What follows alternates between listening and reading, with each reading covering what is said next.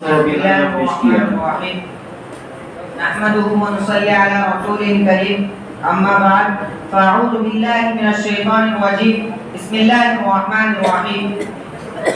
सामीन इकराम और हाज़िरीन जल्सा, ये मेरे लिए बड़ी सआदत और खुशनसीबी का मकाम है कि आज इस बज़्म में तहरीक आज़ादी में उलमाए देवबंद के मौजू पर लबकुशाई की जसारत कर रहा हूँ।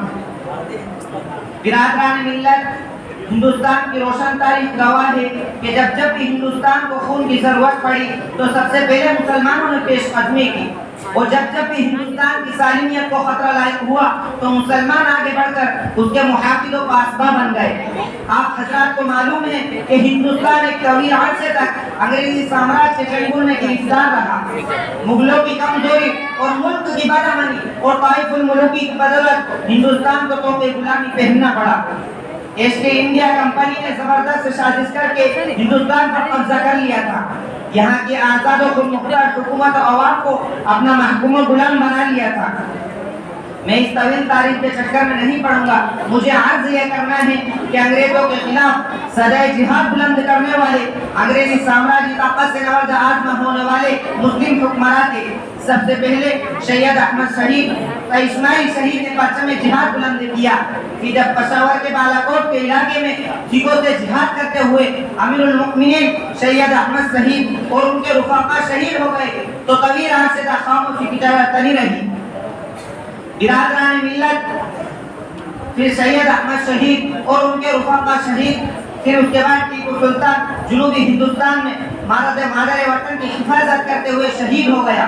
उसकी शहादत पर अंग्रेजी अफवाज के फैसले ने बड़े फख्र से कहा था कि अब हिंदुस्तान हमारा है। बिरादरान इस्लाम, टीपू सुल्तान की शहादत ने हिंदुस्तान की आज़ादी पर स्याही फेर दी। फिर भी आज़ादी के मतवाले परचम हुर्रियत बुलंद करते रहे। नवाब वाजिद अली शाह की गिरफ्तारी के बाद बेगम हजरत महल, अहमद शाह अब्दाली और झांसी की रानी ने अंग्रेजों के सामने सर झुकाने और आज़ादी का सौदा करने की बजाय देश की हुर्रियत और आज़ादी पर कुर्बान होना का वादा किया। बिरादरान मिल्लत, तारीख के औराक ने इन शख्सियत को याद रखा। बेदर्दे की नाकामियों के बाद एक और जमात आगे आती है। मस्जिद और महराब के बाशी, तस्बीह और अमामा रखने वालों की जमात आगे आती है और शमे आज़ादी का मुहाफिज और निगहबान बनकर सामने आती है, जिसके नतीजे में सन 1857 का इन्क़िलाब बर्पा होता है। ये उलमा की तहरीक थी। शामिली के मैदान में मारिका होता है। हजारों हुफ़्फ़ाज़, हजारों उलमा जज्बा जिहाद से सरशार, जोश आज़ादी से सरमस्त अंग्रेजों के खिलाफ सब आरा हो गए। बिरादरान मिल्लत, आखिर मुगल ताजदार बहादुर शाह जफर की बादशाहत पर मुत्तफ़िक़ ये जमात अपने लहू का खिराज पेश करने के लिए आगे बढ़ी, मगर मशीयत इलाही को तो कुछ और ही मंजूर था, लिहाजा ये इन्क़िलाब भी नाकाम हो गया और मुगल ताजदार बहादुर शाह जफर को गिरफ्तार करके रंगून रवाना कर दिया गया। मुगल हुकूमत का टिमटिमाता चिराग हमेशा के लिए बुझ गया। शहजादे शहजादियां कत्ल कर दिए गई। हजारों मुसलमानों को काले पानी की सजा सुनाई गई। हजारों उलमा को बरसरेआम फांसी दे दी गई और दिल्ली के तख्त पर अंग्रेजों ने कब्जा कर लिया। सन 1857 में जिन बड़े उलमा इकराम ने शिरकत की उनमें मौलाना मोहम्मद कासिम नानोतवी, मौलाना ममलूक अली देवबंदी, मौलाना जाफर साहब खानसिरी और मौलाना रशीद अहमद गंगोई जैसे जगह उलमा शरीक थे।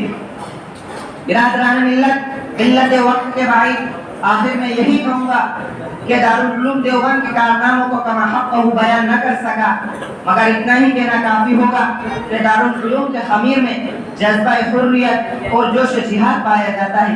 यही उसकी सबसे बड़ी और निराली शान है। वमा तौफ़ीक़ी इल्ला बिल्लाह।